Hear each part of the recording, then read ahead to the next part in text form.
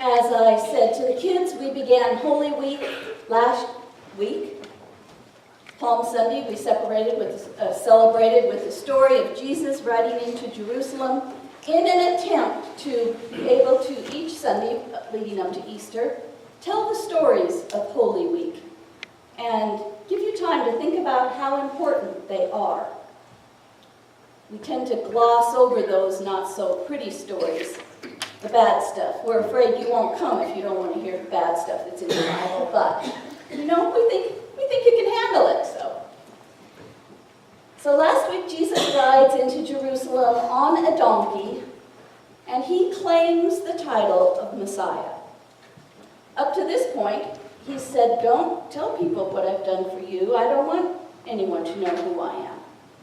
But the time has come, and he says, "I am the Son of God. I am the Messiah."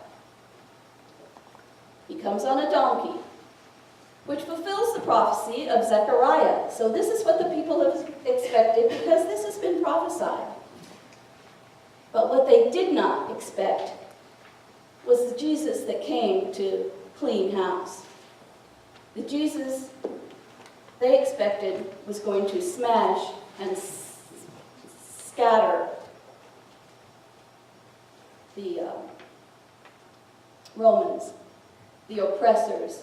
He was going to take care of them like a warrior. That's not what they got. And we learned that one of the most dangerous things anyone can do is go to people and tell them that what they have thought all along is wrong.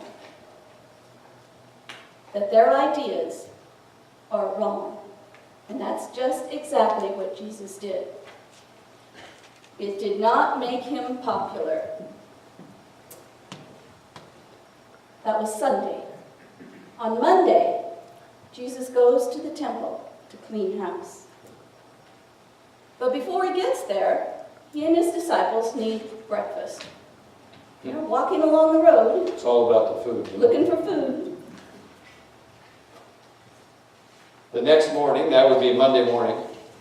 I'm in Mark 11, verse 12. When they departed Bethany and were traveling back to the city, Jesus was hungry. Off in the distance, he saw a fig tree fully leafed out. So he headed toward it to see if it might have any ripe fruit. But when he reached it, he found only leaves because the fig season had not yet come. And as the disciples listened, Jesus pronounced a curse on the tree. "No one will ever eat fruit from your branches again." Oh, poor tree. Tree never did anything to anybody or for anybody. Cursed tree. You know, it looked pretty good from a distance. All that flashy foliage. But when he got up close, what was missing? The real fruit.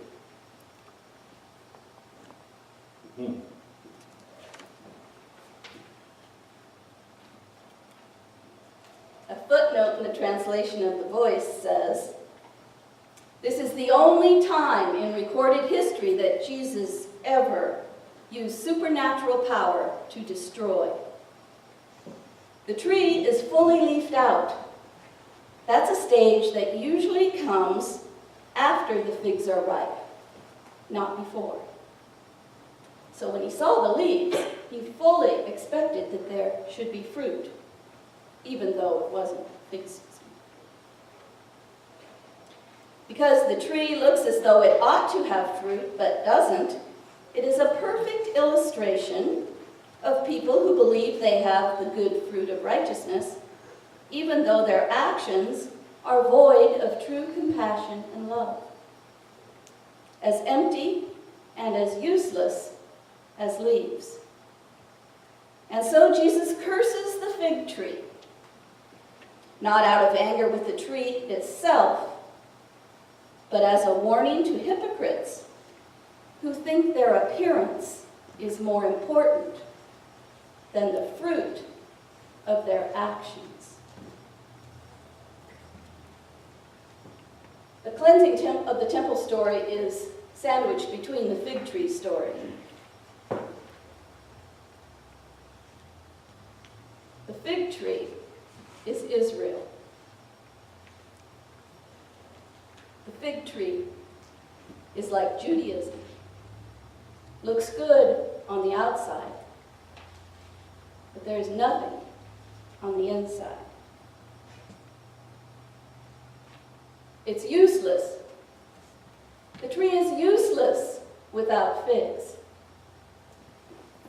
It's for show. And uselessness invites disaster, as it did in the temple and as it did for Judaism. So a question for us to talk about. We all have things and believe things and do things that have lost their usefulness.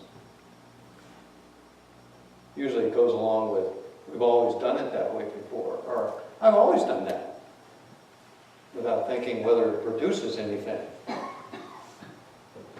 any good fruit. We hang on to things, we hang on to ideas, we hang on to virtues. Stuff. We hang on to stuff. Yeah. We hang on to ways of acting that no longer produce fruit or no longer serve others. So here's our question. What are the things, what are the decorations that you have that serve no useful purpose? What are the things you do, the ideas you hold on to that no longer serve you or anyone else? And what are you going to do with those fruitless victories in your life? Anyone?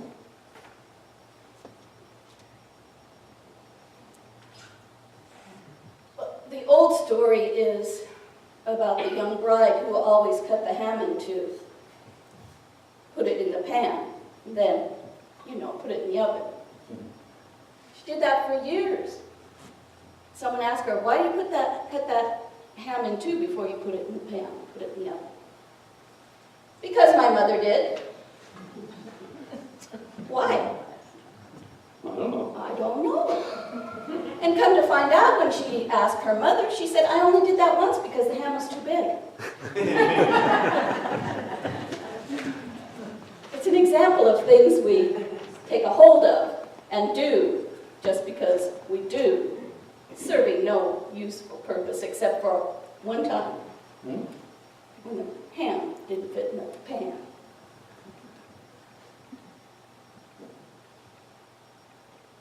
You always drive the same way to work? Take the same route. Yeah. But there may be someone you haven't met yet on that other route you didn't take.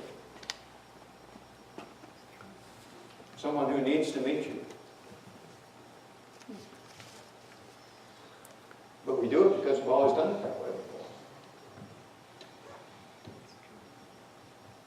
He changes everything because he's a change agent.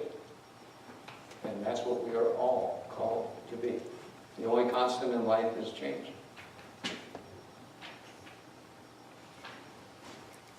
So think about it. What are you doing that really serves no purpose, but you're doing it because you've always done it that way? What things do you have around the house? Now you can all identify with this. One practice that's going around on Facebook for Lent is it to pack a whole bag? Well, there's two. One is to pack a bag a day of stuff. Walk around your house, stuff you don't need anymore.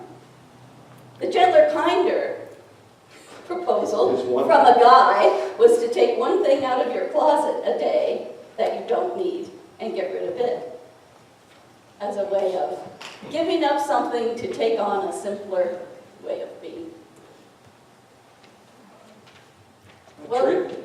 the tree was never doing anything to anybody.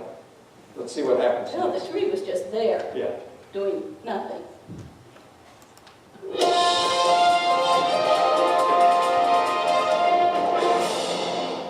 Good evening. I'm Jim Bennett, and this is KWOW Eyewitness News. Breaking news tonight, the always controversial rabbi, Jesus Christ, has created a violent one-man disturbance at the temple here in Jerusalem. And in so doing, he has heightened the desire of the religious leaders to have him arrested and executed. Our on-the-scene reporter, Jamie Bennett, has all the details on this shocking incident. Jamie, what exactly happened out there today? Thanks, Jim. Jesus Christ was driven to a furious response when he arrived at the temple and found greedy moneylenders making money off the poor. And other people were treating it like a marketplace, trying to get rich by bringing animals for sacrifice into God's sacred dwelling place to sell to worshipers. As you can see in this exclusive footage, the one many of us call the Son of God gets extremely angry.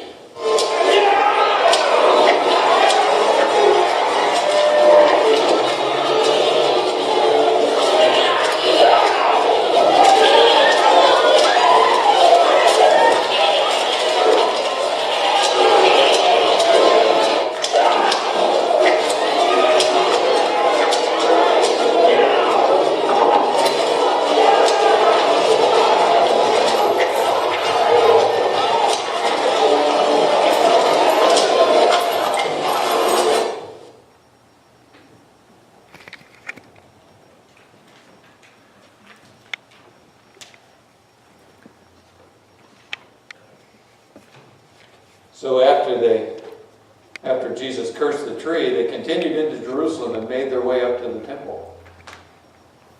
Upon reaching the temple that morning, Jesus dealt with those who were selling and buying animals for sacrifices and drove them out of the area. He turned over the tables of those who exchanged money for the temple pilgrims and the seats of those selling birds. And he physically prevented anyone from carrying anything through the temple. Then he said,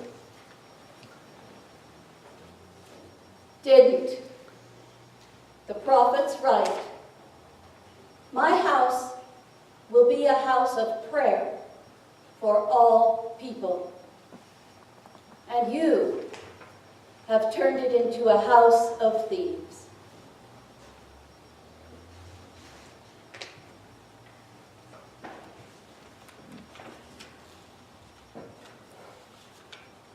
You see, God's plan for Israel and for the temple was to be a light on a hill to draw all people to God. That was God's plan. Instead, Israel and the Church of Israel, Judaism, became nationalistic, exclusive, and unjust even to their own people. Sound familiar? Does it sound familiar? See, the right stuff had become the wrong stuff. Jesus stood in judgment. We don't like that Jesus, do we? Jesus was really ticked off. Really enraged. Well, we don't like that Jesus either. It's not what we expected. It's not what we wanted. It's certainly not what we ordered from the vending machine God. At the temple, Jesus responds in shock to the scene before him. It's the footnote again in the voice. He acts decisively and with great emotion against those who have turned God's house into a place where pilgrims have been exploited. Even if you brought your own sacrifice, the temple police found something wrong with it, and it was not acceptable. Therefore, you had to purchase something they were selling. This is the root of the enragement.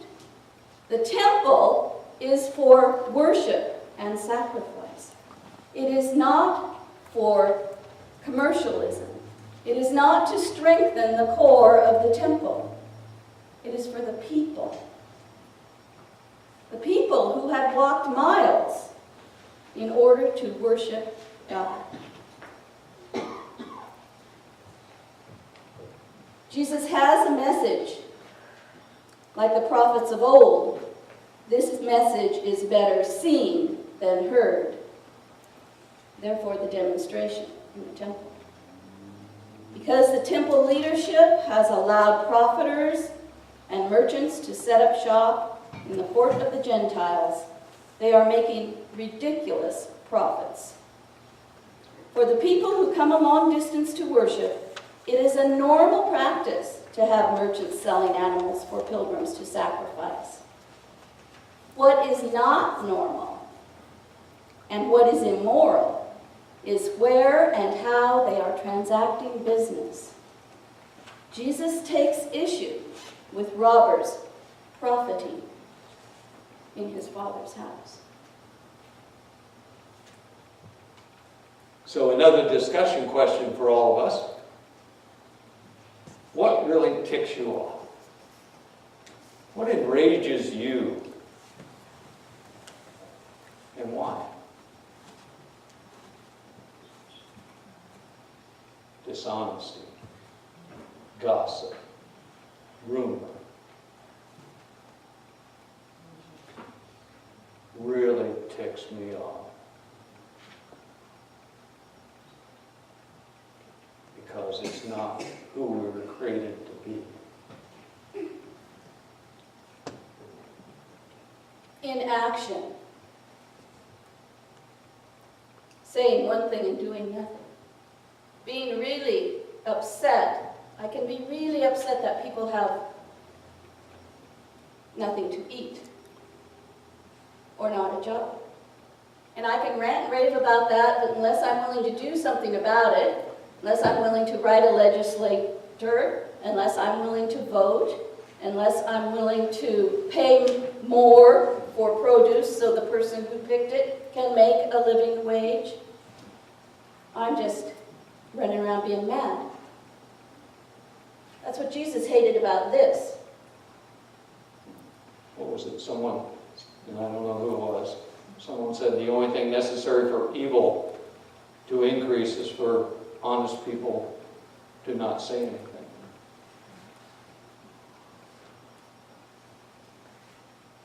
So we're not called to be a rebel without a cause. We're still called to feed the hungry. To feed the hungry, to clothe the naked, to visit the sick.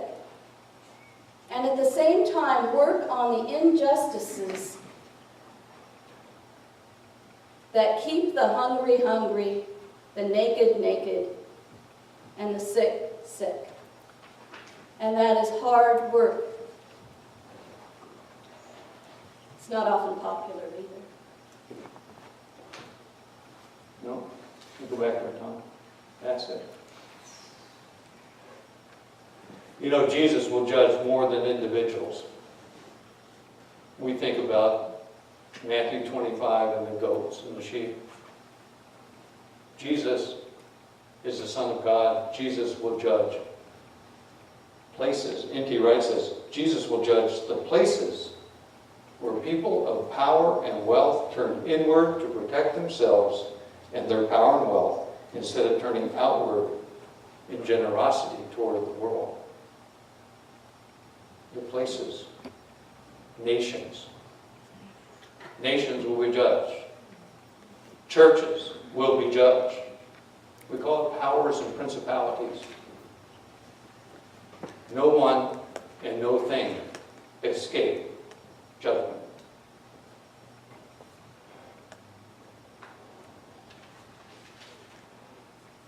So, something to consider, to reflect on. Jesus were here today, where would Jesus begin to clean house in Bonner County? City Hall. City Hall. Where would Jesus begin to clean house in this church?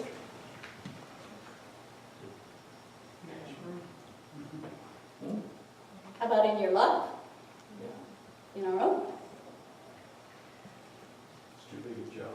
It's too big a job. Too big a job? I forgot. It's that surrender thing. That's a huge job, all right. This is a Rembrandt. It's not one you see a lot.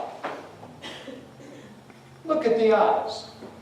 Look into Jesus' eyes. Can you see how angry he is?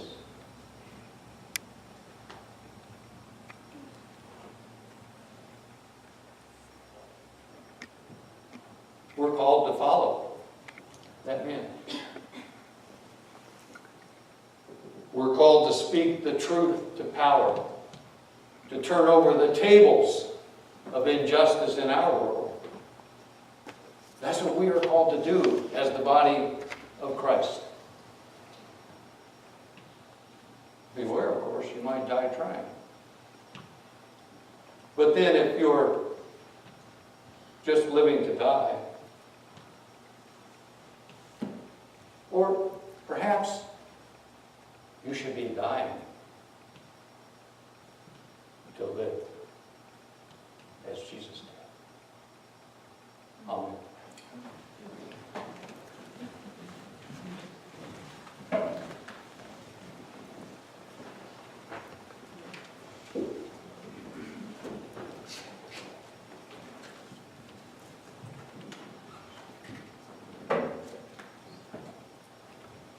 Would you please stand as we sing?